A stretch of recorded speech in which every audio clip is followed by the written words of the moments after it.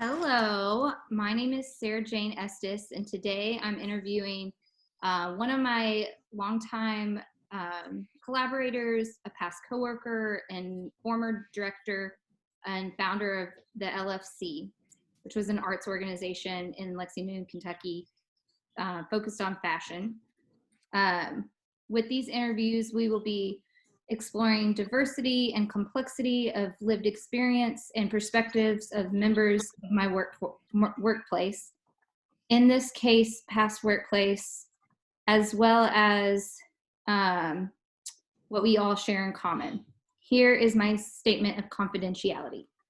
I will not publish, present, or share anything based on this research beyond my classroom. You will not be personally identified, and I'll call you S for the interview purposes. I am happy to share my paper with you when I'm finished. If you prefer not to answer something, just say pass. And lastly, may I record this interview? Yes. All right. Well, hello. First, let's start off with where are you from, and tell us a little bit about your life growing up.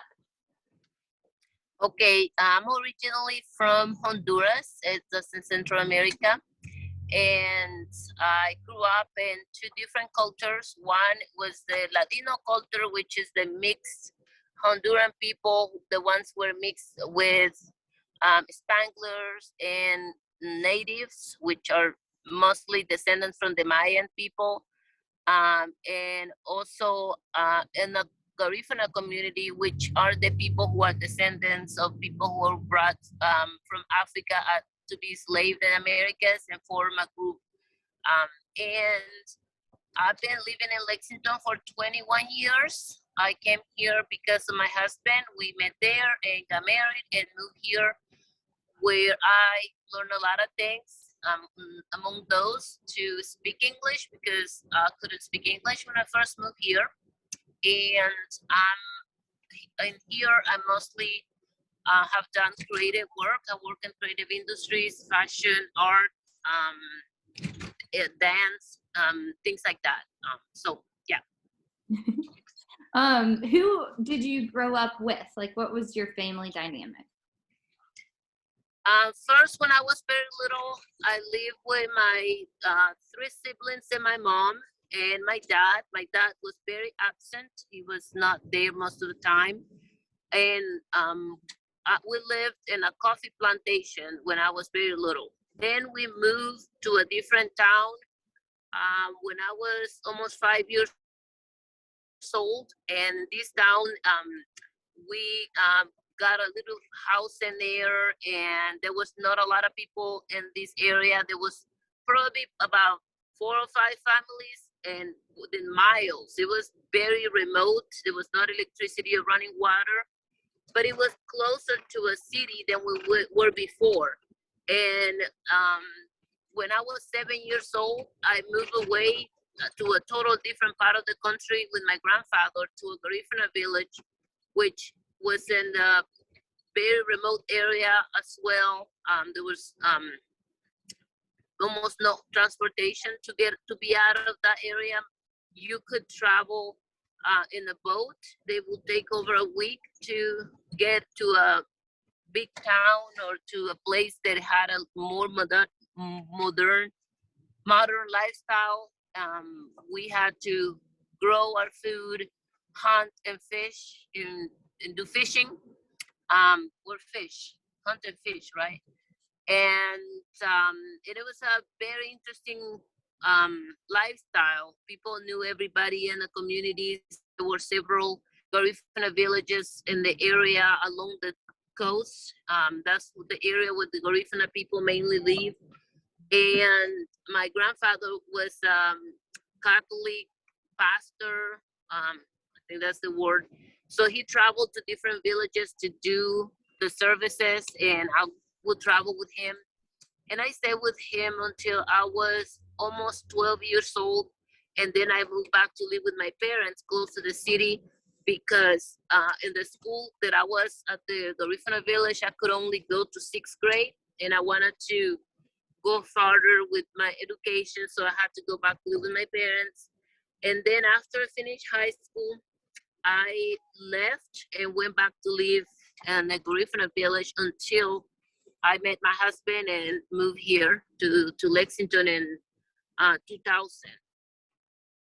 What was your work experience like before you moved here in 2000?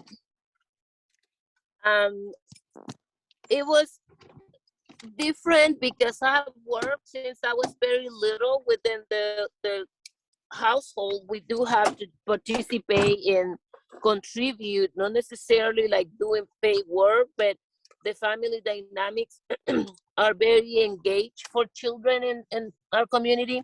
So when I lived with my grandfather, we had to go to the fields and help with the farming, and we had to help the school also because in that area the government did not pay the teachers, and we only have one teacher for all grades, and she was not paid by the government. The students, we had to work in the field. We grew rice and cocoa beans that we later sold to outside the village, and that money was used to pay for the teacher, for school supplies. And so we had to work. And then after I moved back to live with my parents, I started working in the factories, which they are considered sweatshops. And those places, are very exploitative. I was 14 when I started working in there, and I had to do it because our family was very poor at that point. My mom already had 6 children, because when I was gone, she had 2 more kids. So there were 6 of us, and like I said, my dad was very absent. He was an alcoholic.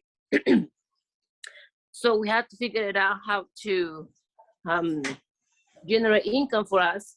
And so I work in the factories, and the work dynamics were just, you get there, you sit in your chair and you work all day long. Sometimes they will ask you to stay to late hours, and basically you have to say yes and stay. So there was just not any power from the workers. And these places make clothing mostly for export.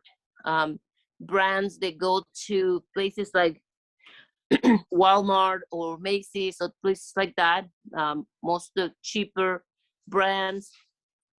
And there were hundreds of women working in these factories. A few men were mainly supervisors or managers, or work in the cutting section, because the cutting machines are very large and require somebody strong to make them work. But most of the people in the factories were women. So it was a very powerless situation, where you basically had to do what you were told and just not fuss about it, or you will lose your job. Yeah. Then when you came to the US, what kind of work did you start doing here? I started working about 2 weeks after I came here, and I worked with my husband. He was doing research projects for the University of Kentucky. So he basically was my boss, and we traveled together to different sites where we were doing archaeological research. Most of these the sites were places where they were gonna build something, a road, or they were gonna put underground electrical cables, or they're gonna do some type of housing or commercial development. And so it was all over Kentucky, and sometimes to Indiana. And so it was pretty comfortable because we worked together, and so we went everywhere. It was very different than the atmosphere that I have experienced in Honduras. And I did that for 2 years, 2.5 years probably. And then between that, because sometimes we didn't have work, there was no like regular hours. It was under contracts. So sometimes there were projects, sometimes there were. So sometimes when we didn't have projects, I worked as a housekeeper with a group of women. We just went and did house cleaning. And here in Lexington, this they were these women from Panama. They were sisters. There was 3 of them, and so I worked with them. And between that time that I worked for the program for archaeological research for UK, and yeah, that was my first 2 jobs. And then when I had my first child, then I started doing sewing by myself here at home, because I couldn't go out and I want to stay home with her. So I started doing sewing, and I haven't stopped ever since. Yeah. What was Mhm. what were like a few of the biggest shocks when you moved to Lexington, as far as culture and just difference in experiences from before? It was very lonely, I think. It felt like people here just go about their lives just dealing with things by themselves. When is where I'm come from, you have that sense of community, like everywhere, you have people that you can go to and ask to do things for you or help you do things. Like in the Garifuna village, when couples get together, the entire village get together and build them a house so they can have a house to start up with. Or if they live with the family, they will do something to help them get going. Like they will give them a field area where they can grow food. They can grow the basic things that Garifuna people grow, like plantains, manioc, sweet potatoes, and things like that. And so the community helps get you going as a couple. You're not on you by yourself, and it's not necessarily like money, but things that you can help, you can use to sustain yourself. Or they will give you a canoe, or because in that area people depend highly on fishing. So those kind of things that can get you going.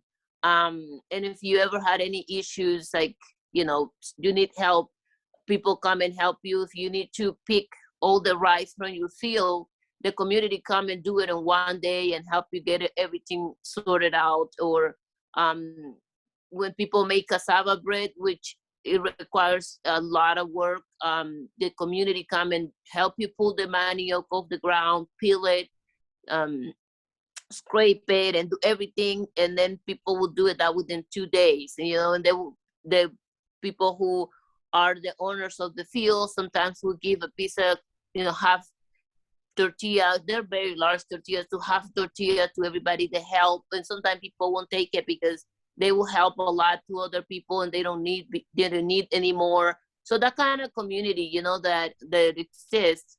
And also within my mom's circle, because everybody knew our situation, that my dad was so absent and my mom raised by herself, basically, people were very helpful. Like they will send her kinds of stuff, like a bag of corn in a cob, or potatoes, or whatever they had, or a bag of beans, or whatever. They would just send it over. And then people do that in the community. Like if they make something special, like if they bought a piece of meat that they make soup, they would share it with the neighbor. So you constantly get that back and forth of dishes within the neighborhood, the neighbor, because people are like that. And if you don't have sugar, you can go to your neighbor and ask for a cup of sugar, and they will give it to you. Things like that you don't feel that exists in here. You just can't just go to your neighbor and ask for a cup of sugar. And so it felt very lonely and very stressful, because you just, whatever you have kids, if you need something, you just have to kind of deal by yourself. Yeah. And then yeah, you and I have talked so much about that always. I know. It's a very very lonely system. And yeah. All right, looking down my list. So I guess getting back to the work that we've done together, what were some of your early influences that made you want to pursue fashion? Well, that is something that I always wanted to do. Seems like I was drawn to create wearables since I was a little girl. That was what I'll do to play. I would just wanted to make wearables. Like I can turn everything I see, any material I would get into a garment. That was just something that I just like to do.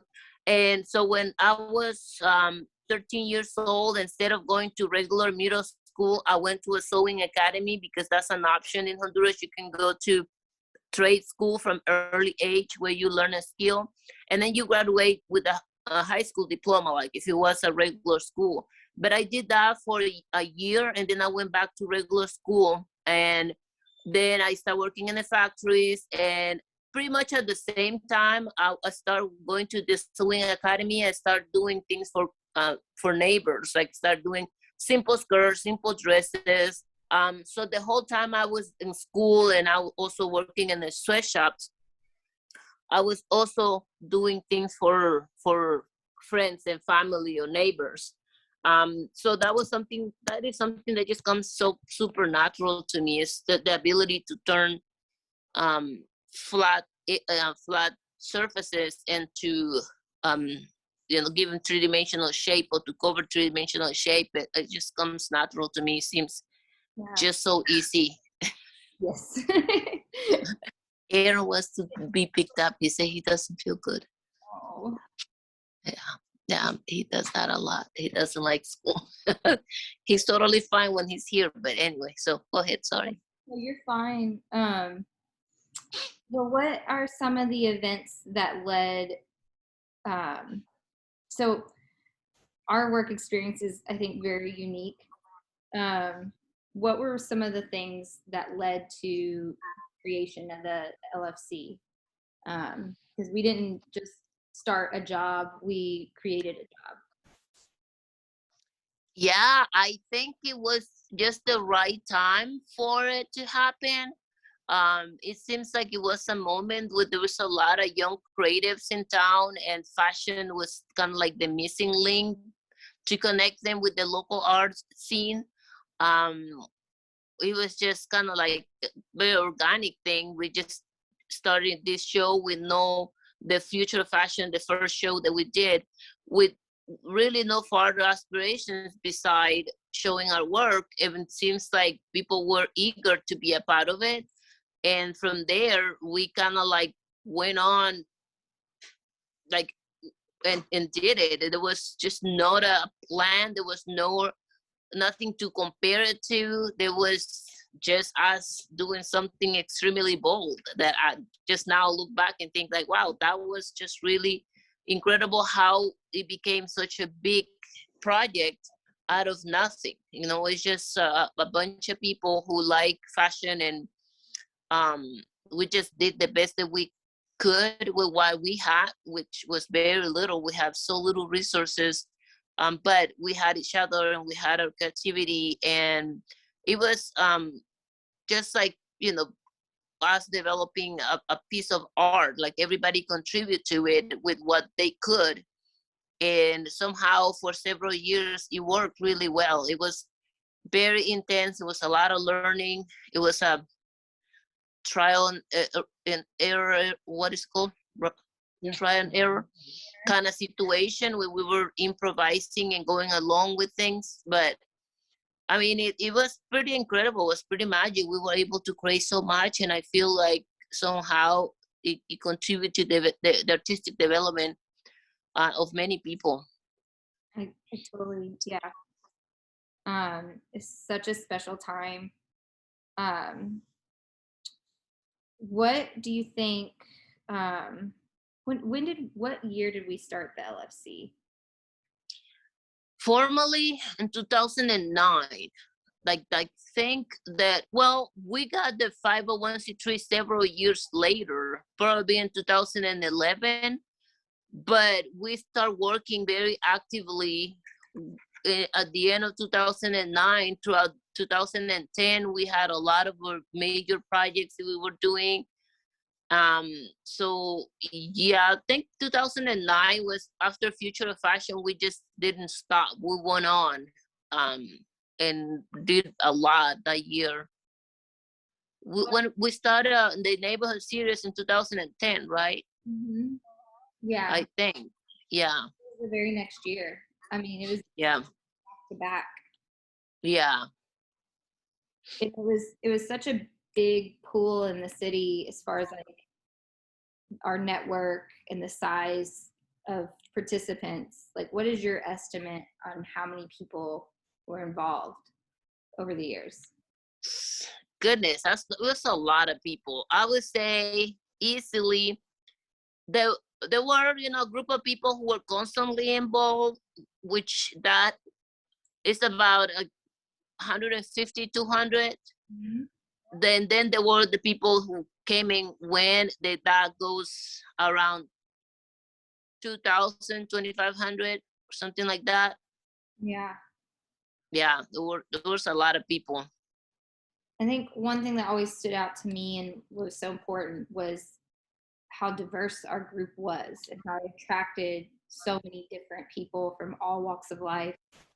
Um, why do you think that it was so attractive to so many different groups of people?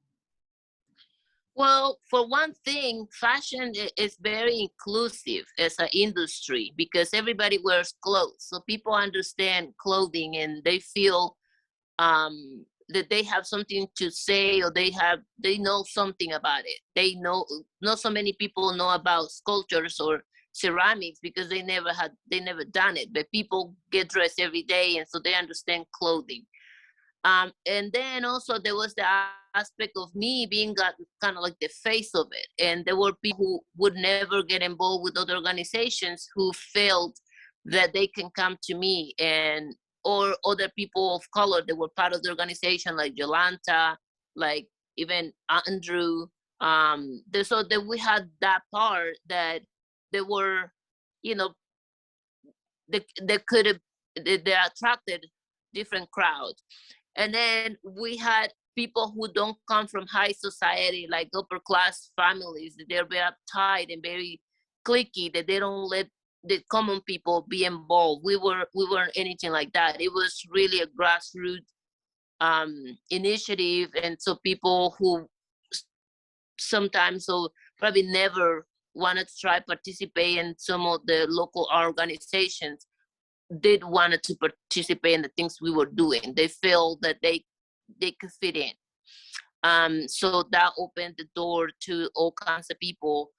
We had, a lot of LGBTQ people that were involved with the organization, and that was not even something that we mentioned. It was just what was happening. We were branding ourselves as this organization. Later on, that became part of our vocabulary, but it was not like we're gonna try to do this organization that is gonna bring all these people. Like I even knew the word diversity. Like we were just diverse. Yeah. That didn't understand the whole concept of diversity. I was not even thinking of that. That was terminology that was outside of my vocabulary, but we were just doing it. It was like an action. It was diversity in action. It was not just diversity talk. It's a very good point about it, for sure. Yeah. Yeah. Out of the events that we did, because we mostly did these fashion and art events, what was your favorite event? That is really hard to pick. I feel like it makes the service to so many different shows. I did love the neighborhood series a lot because it involved so many young people, students especially, and it gave them the opportunity to see something, and they always was such a huge hit. I really loved the first neighborhood series we did at the Land of Tomorrow. I think that was my favorite because there were even people from the neighborhood who came. And the second one, when we did it at UK, was great too. It was way more polished, but at the same time, the audience was less diverse. It was more Let's just say, yeah, more college students, more white students. As in the neighborhood series, I saw a little bit more diversity in there. And the one at the Land of Tomorrow that was located um, in 3rd Street, which is in the middle of the African American community. But I think, yeah, that one, if I was to pick one, I would say that show. And the art was less polished, more very raw, but at the same extremely creative and resourceful, because we, just use whatever was provided for the local businesses, like trash, basically from local businesses, to create these pieces. And it looked beautiful, looked amazing. It was very inspiring. And it was just, I didn't feel stressed about that show as much, which I think was also the space. It was just nothing super fancy. It was just, so I like that kind of atmosphere where you don't feel extreme pressure about presenting something this, like, fine art. It's just your creativity. It's just use your creativity, use what you got, and make something beautiful. Yeah. It's very raw, and I like that show myself. Yeah. Well, what are you currently working on? Well, right now I'm not doing a lot of creative work. Basically just doing sewing for a local shop. It's after so many years, working with the community and struggling financially and emotionally at times. Now, because of the pandemic, I'm just doing some very boring and very repetitive work.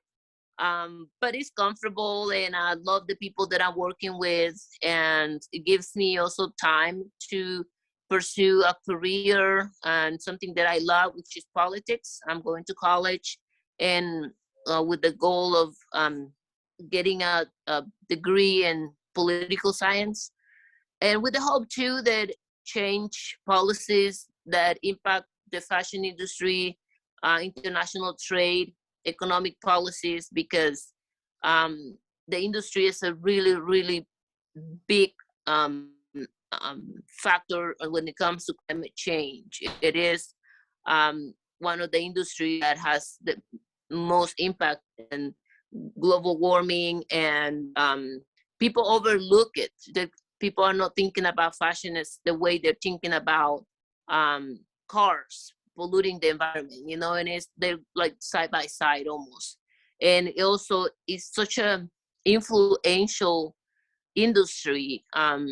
People are manipulated so much through the fashion industry in many ways, not just in the way they look, but the way they think, and how they tie, the way they're dressed to power, because people will make assumptions about each other. We do make assumptions about each other based on the way we look, and that is for the most part tied to power. So people, for example, from indigenous groups who have traditional garb and wear their traditional garb are automatically considered to be less than, because they're thought as people who don't have any resources or any power. And there is a lot of um, dismissing or diminishing of indigenous cultures, because fast fashion is accessible and it's cheap, and so people have stopped doing their traditional garbs because it's too expensive, and so they rather just buy fast fashion. And so, and eventually I'm afraid we're gonna look alike and dress alike so much, because it is really hard to diverge, is that a word, from Yeah. the accessible product. It is really expensive to try to create original pieces, and most of the designers who are very creative can survive in the industry because it's all about cost. If you're gonna do pieces that are complex and they're interesting, your cost will be high, and also the market where you can sell those pieces will be very limited. So I feel like having all this mass production is killing our creativity and so many other aspects of our lives, like the way we live, the way we interact with each other. And so I hope that we can change the course of the industry to make it more inclusive, more creative, and more fun, because who wants to look like everybody else? I don't see the point on that, honestly. It's like so sad. Totally. Well, I will close with a very important question. who do you identify most with from Encanto? Oh, wow. Goodness. It's hard. I think it's between Maribel and Bruno, because That. Maribel is it's like the connector between the family. Like, she's the person who kind of brings the whole thing together. And Bruno is the person who speaks up the truths that people don't want to hear. And so for that reason, he's pushed out of the family, because he's very honest about, because his gift is to see the truth, is to see what's gonna happen, and so people don't like to know that. Like, we want to live in a magical bubble, and it's hard to, yeah. So those are, I feel like, between both of them. And I love how people open up to Maribela. They tell her about their issues. That she's a very good listener. So I'm not a very great listener, but I do feel like people do feel comfortable telling me about their struggles, because I do the same. So I'm very open about telling people. And so, yeah, both of them. But more, of course, it's hard to, yeah, I'll say if I was to pick one, it would be Maribela for sure, but I do feel that Bruno part. I would guess those two for you too. Yeah. And I will guess you as Luisa. Really? Yes. I'm between Luisa and a Bruno too. Yeah, I could, yeah, because you're always just putting up with everybody's crap. So much. I'm going to end the recording, and I can't wait to talk more about our work together. Okay.